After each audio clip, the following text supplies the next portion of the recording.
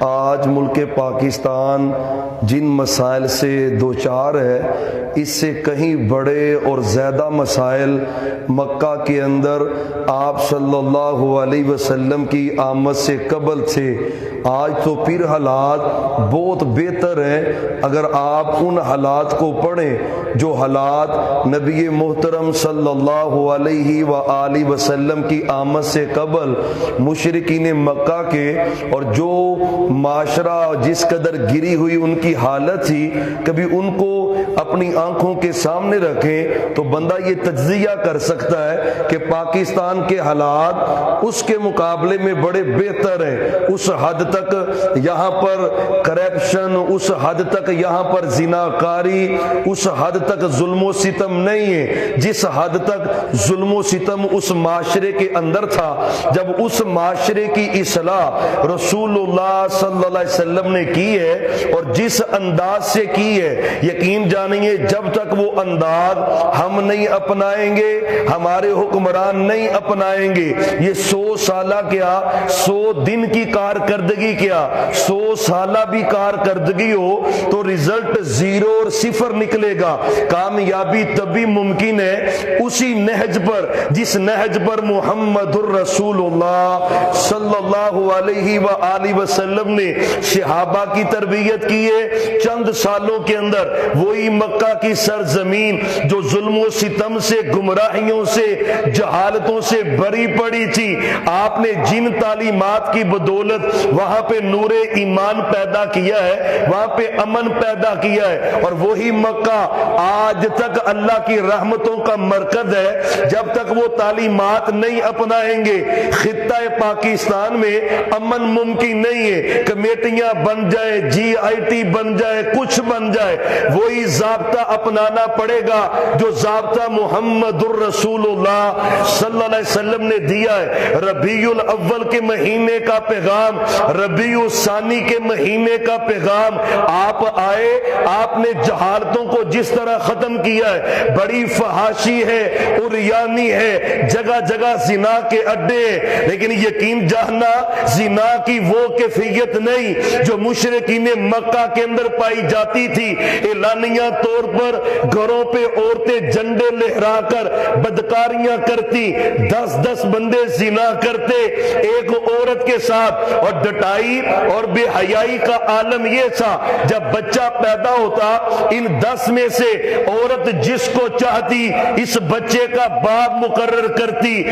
اس حد تک تباہی کے دانے پر وہ پہنچے ہوئے، ماں بہن کے ساتھ بدکاری کرنا اس معاشرے کے اندر کوئی عیب سمجھا نہیں جاتا۔ شرک کی وہ غلاظت ہے اس حد تک ہے، مٹی پتھر اور پھر دیوتاؤں کو پوجنا، ان کی عبادت کرنا، اللہ کے مقابلے میں اللہ کے فرشتوں کو اللہ کی بیٹیاں قرار دینا، ظلم و جور کی عادت یہ ہے کوئی کمزور ہوتا تو انتہا درجے کا ظلم ڈھایا جاتا، طاقتور ہوتا اس کے لیے رستے آسان ہوتے، یعنی بہت کرپٹ معاشرہ ہے۔ آپ سمجھتے تھے اس معاشرے کو ضرورت ہے ایک ایسی سوسائٹی بنائی جائے جو کرپشن کے خلاف آواز بلند کرے، کوئی ایسی سوسائٹی بن جائے ویلفر جو زنا فحاشی کے خلاف اپنی آواز کو بلند کرے، کوئی ایسا اجتماع بنایا جائے جس میں معاشرے کے اندر ہونے والیاں ناانصافیاں ان کے خلاف لوگوں کو جمع کیا جائے۔ کوئی شک نہیں ہے یہ سارے مسائل میری نبی کی آنکھوں کے سامنے سے پیدا بھی آپ مکہ میں مکے کے حالات سے آپ واقف بھی ہیں، لیکن یقین جاننا عرش والے رب نے ان تمام مسائل کا حل اگر کسی چیز میں بیان کیا ہے تو وہ عقیدہ توحید ہے، توحید کا چناؤ کیا ہے میرے اللہ نے اپنے نبی کے لیے۔ آپ نے اپنی دعوت تبلیغ کا آغاز عقیدہ توحید سے کیا ہے۔ معلوم ہوتا ہے توحید ایک ایسی دعوت ہے، زنا سے چھٹکارا تبھی ممکن ہے، جب تک زنا تب تک زنا سے چھٹکارا ممکن نہیں ہے، جب تک شرک کے اڈوں کو بند نہ کیا جائے، کرپشن پر پابندی انتہائی ناممکن ہے، جب تک شرک کے اڈوں کو بند نہ کیا جائے۔ ساری چیزیں میرے پیغمبر کے سامنے ہے۔ آپ نے کیا کہا؟ قولوا لا الہ الا اللہ تفلحوا۔ آج کامیابی چاہتے ہیں، ہمارے وزیر اعظم صاحب بھی پاکستان اچھا ملک بن جائے، کامیابی ہمارے مقدر چومے، اگر سیرت کو چھوڑو گے کامیابی ممکن نہیں ہے۔ وہ کامیابی کا راز میرے پیغمبر نے دیا ہے علیہ السلام، قولوا لا الہ الا اللہ، لا الہ الا اللہ تم پڑھو، عقیدہ توحید کو اپناؤ۔ یہ لات منات عزا، یہ حبل ود سوا، یغوث یعوق نصر، جن کی پوجا کرتے ہو، عبادتیں کرتے ہو، سب کو گرا دو، ایک اللہ سے اپنی امیدیں وابستہ کر لو۔ پیغمبر کی زبان اقدس سے میرے اللہ کا وعدہ ہے، تفلحوا، اللہ تمہیں کامیاب کر دے گا۔ دنیا کی زندگی بھی کامیاب ہے، آخرت کی زندگی میں بھی کامیابیاں یہیں پہ ممکن نہیں۔ سردار ابو طالب ہے، وفات کے آخری ایام، زندگی کے آخری ایام، وفات کی قربت، آپ کو پتہ چلا چچا بڑے بیمار ہے۔ حدیث بخاری شریف کے اندر گھر سے نکلے چچا کی تیمارداری کرنے کے لیے، آپ جب گھر پہنچے سردار ابو طالب بستر پہ لیٹے ہوئے، بستر کے قریب ایک کرسی ہے، نشست ہے، آپ چاہے کہ اس کے قریب جا کے بیٹھے، کرسی پہ بیٹھنے لگے، ابو جہل قریب تھا، آگے بڑھا، بڑھ کر اس نے اس نشست کے اوپر قبضہ کیا اور بیٹھے۔ آپ صلی اللہ علیہ وسلم اس کمرے کے کونے میں چلے جاتے ہیں، ابو جہل بھی موجود ہے، کائنات کے سردار محمد الرسول اللہ صلی اللہ علیہ وسلم بھی موجود ہے۔ آپ نے کہا یا امی قل لا الہ الا اللہ، اے چچا لا الہ الا اللہ پڑھ لے، احاج انکا یوم القیامہ، قیامت کا دن ہوگا، میں اللہ سے کہوں گا اللہ میرے چچا نے کلمہ پڑھا ہے، اقرار کیا ہے، دل سے تو پہلے ہی مانتا ہے، ابو طالب مانتا ہے بھتیجا سچا ہے، اس کا دین سچا ہے، اس کا دین حق ہے، زبان سے اقرار نہیں تھا۔ آپ نے کہا قل، کہہ دیجئے لا الہ الا اللہ۔ ابو جہل بیٹا ساتھ، اس نے کہا ابو طالب دیکھنا، جاتے جاتے بزرگوں کا دین نہ چھوڑنا، یہ تیرا بھتیجا وہ ہے، اس نے ہمارے بزرگوں کی انسلٹ کی ہے، توہین کی ہے، یہ کہتا ہے لات منات عزا کچھ نہیں کرنے والے، سارے کام کرتا ہے۔ عرش والا آپ فرماتے ہیں چچا میں تو ان کو کہتا ہوں ایک کلمہ ایک جملہ، حدیث سننے والی ہے، اور یقین جاننا کوئی M N A M P A minister وزیر صدر وزیر اعظم جو مرضی کر لے، پیغمبر کی حدیث پر آپ کی سیرت پر جب تک عمل نہیں کریں گے، 8 سال گزرے، پیغمبر نے فتح پائی مکہ کے اندر، پھر انقلاب آیا، جہاں پہ بے امنی تھی امن آیا، جہاں پہ شرک تھا اللہ کی توحید آئی، جہاں پہ کرپشن تھی وہاں پہ انصاف آیا، جہاں پہ قانون کی ناقدری تھی قانون کی بالادستی ہوئی۔ سبب کیا تھا؟ اللہ کی توحید تھی، وحدانیت کے تذکرے سے۔ میرے نبی فرماتے ہیں ایک جملہ، چچا ایک جملہ، کتنے؟ ایک جملہ۔ ان سے میں مطالبہ کرتا ہوں وہ جملہ یہ پڑھ دیں، تملک العرب والعجم، صرف مکہ نہیں ہے، وہ جملہ کہنے کی دیر ہے، اپنانے کی دیر ہے، عرب و عجم پر اللہ ان کی حکومت کو قائم کر دے گا۔ ایک کلمہ ہے، اس کلمے کا سب سے زیادہ ورد پوری دنیا میں پاکستان میں ہوتا ہے، اور سب سے زیادہ اس کے تقاضوں کو رد کیا جاتا ہے تو پاکستان میں۔ ایک جملہ، ایک ابو جہل عربی دان تھا، اس کو پتہ ہے لا الہ کا ترجمہ کیا ہے، اس کا تقاضا کیا ہے۔ جب لا الہ پڑھ لے، لات منات عزا حبل پکی قبریں سب گر جاتی ہے، پھر بندہ عہد کرتا ہے اللہ ایک ہے، زمین پر اس کا کوئی شریک ہے، بندہ عہد کرتا ہے۔ ایک جملہ چچا اس کو کہ پڑھ لے، اس نے کہا بھی بول، میں پڑھتا ہوں۔ میرے نبی فرماتے ہیں لا الہ، اس نے کہا ابو جہل نے یہ میں نے پڑھنا، اس کو پتا ہوتا بھی کلمہ پڑھ کے بھی قبر پوجی جا سکتی ہے تو مانے چیز کیا تھی، اس کو پتا ہوتا کلمہ پڑھ کے کلمہ کڑا گلے میں پہنتے، ہاتھ میں پہنتے، امام سامن باندھتے، تویز بھی باندھ لیتے، کلمہ پڑھ کے قبروں پہ جھک جاتے، عرس اور میلے لگاتے، جانور ذبح کرتے، اس کو پتا ہوتا کلمہ پڑھ کے چادریں چڑھاتے، عرس لگاتے، ان کو پتا ہوتا کلمہ پڑھ کے زندوں مردوں کو سجدہ ہو جاتا ہے، پڑھ لیتا۔ لیکن عربی دان تھا، اس کو پتا تھا جو لا الہ پڑھ لیتا ہے اس کا عقیدہ منہج بن جاتا ہے۔ زمین والے کچھ نہیں ہے، سارے اختیارات کا مالک کون ہے؟ اللہ ہے۔ چچا پڑھ دے، ابو جہل کہتا ہے اسی کا تو جھگڑا ہے، یہ پڑھنا یقین جاننے یہاں پہ میرے نبی نے خوشخبری دی تھی تملیک العرب والعجم، اور اگر لا الہ نہیں پڑھو گے ذلیل و رسوا ہوگے۔ پھر کیا ہوا؟ ہسٹری گواہ ہے، ابو جہل کا نام و نشان مٹا، ابو لہب کا نام و نشان مٹا، عتبہ شیبہ ذلیل ہوئے، برباد ہوئے۔ کون غالب آیا؟ محمد الرسول اللہ صلی اللہ علیہ وسلم۔ کون غالب آیا؟ میرے صدیق ہے، فاروق ہے، عثمان ہے، علی ہے، معاویہ ہے، اور سننا کون غالب آیا؟ نبی کے صحابہ لا الہ کا پرچم تھامے ہوئے، حتیٰ کہ عقبہ بن عامر ہے، اللہ سمندر کے کنارے پہ پہنچے، کہتے اللہ توحید کا پرچم تھاما ہے، لا الہ والا، اللہ مجھے پتا ہونا اس پانی کی دوسری جانب بھی کوئی مخلوق رہتی ہے، میں پانی میں گھس جاؤں اور اس جگہ پہ جا کے تیری توحید کا ڈنکا بجا دوں۔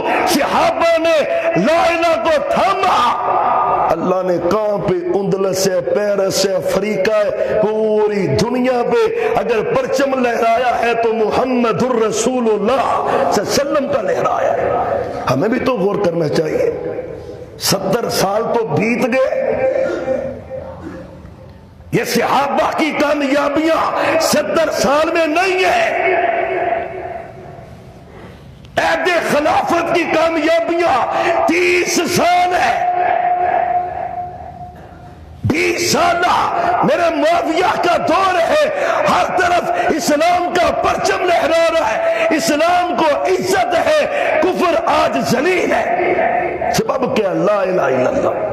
پڑھنے کو تو سب سے زیادہ گٹھلیوں پر، کل ساتے چلیسویں پر، عرس و میلوں پر، کینکروں پر، گٹھلیوں پر، کس کس جگہ پہ ہم نے اس کا ورد نہیں کیا؟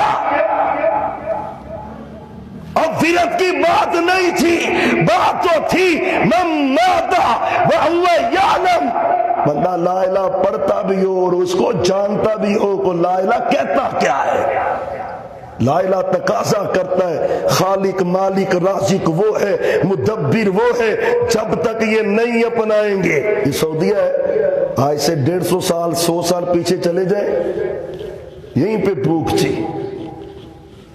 حاجی ضلع دار صاحب بھائی مظفر ناگرہ صاحب ان کے دادا جان ہیں، وہ کہتے میں 50 کی دہائی کے قریب اس کے آگے مجھے جانے کا اتفاق ہوا حج کے لیے، وہاں پہ لوگ ترلے منت سماجت کرتے تھے، پاکستان جا کے پیسے اکٹھے کر کے ہمیں فنڈ بھیجنا،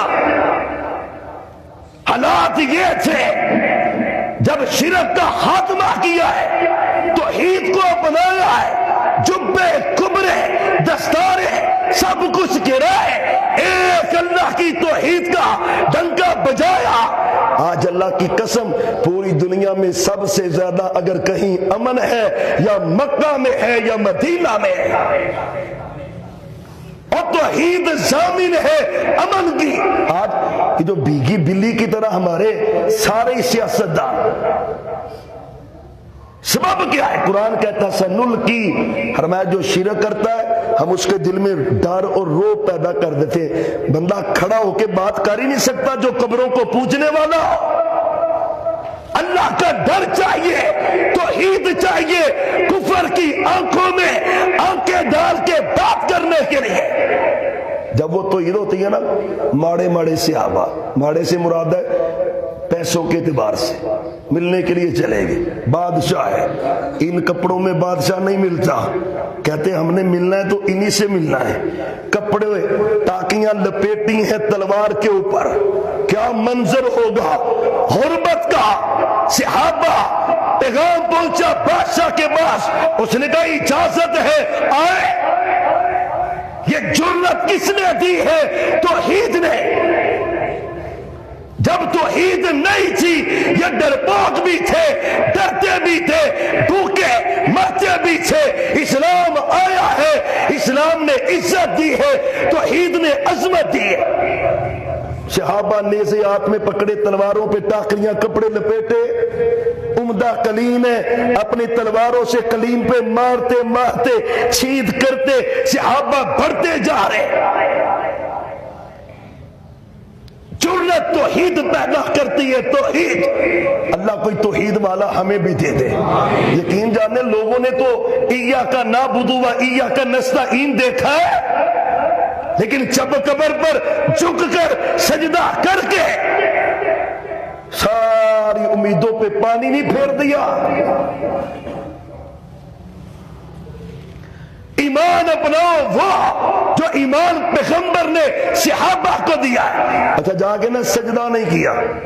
ہمارے تو ہندوؤں کی ہولی آتی ہے، سبھی سیاستدان، کوئی نون کا ہو، کوئی جیم کاف کا ہو، کوئی پیپر پارٹی کا ہو، ان بے حیائیوں میں سب اکٹھے نظر آتے ہیں۔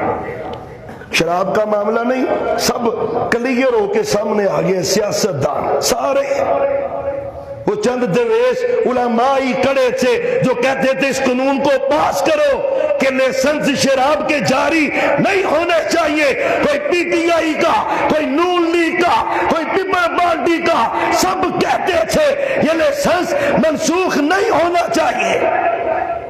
معلوم ہوتا ہے کہ جب تک یہ موجود ہے اسلام آتا نظر سب جمع ہے۔ کس لیے؟ شراب کو بچانے کے لیے۔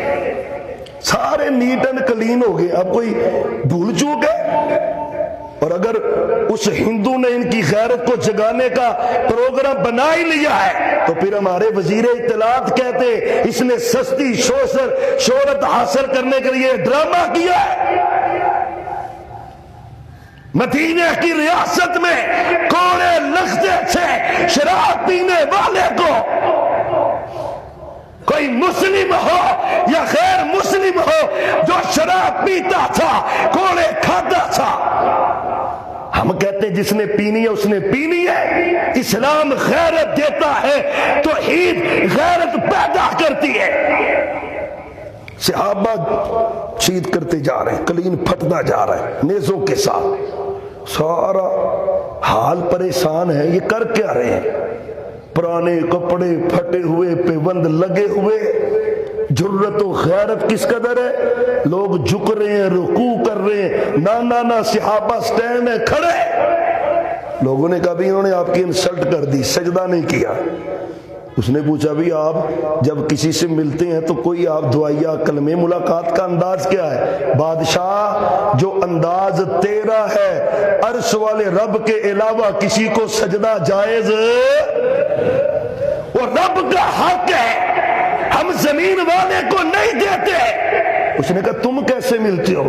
فرمایا ہم ملتے ہیں تو السلام علیکم کہتے، وہ اتنا پاکیزہ جملہ ہے، تو اس کا حقدار، وہ تو اس کو کہا جاتا ہے جو مومن اور مسلمان ہوتا ہے، تو نہ مومن ہے نہ مسلمان ہے۔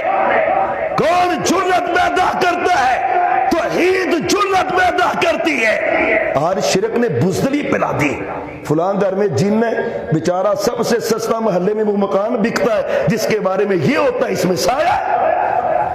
بچوں کے گلوں میں تعویذ ڈال کے تو بچپن سے ہی اس کو ڈرپوک بناتا ہے، اس کے دل میں خوف پیدا کرتا ہے، فلاں ہے فلاں ہے، جرت پیدا کر عقیدہ توحید کی۔ رب تکلیف نہ دینا چاہے، پوری کائنات مل کے تکلیف دے سکتی، یہ جرت توحید کے علاوہ ممکن ہی نہیں۔ کیسے ممکن ہوگا ان حالات کا مقابلہ عقیدہ توحید سے؟ اگر توحید نہیں تو ممکن نہیں ہے۔ اللہ تعالیٰ سے دعا ہے کہ مالک ہمیں، ہمارے حکمرانوں کو اسی نہج پر جو طریقہ پیارے پیغمبر صلی اللہ علیہ وسلم کا تھا اسی پر اپنے ملک کے حالات بدلنے کی، اس کے اندر انقلاب لانے کی اللہ ہمیں توفیق عطا فرمائے۔ آخر دعوانا ان الحمد للہ رب العالمین۔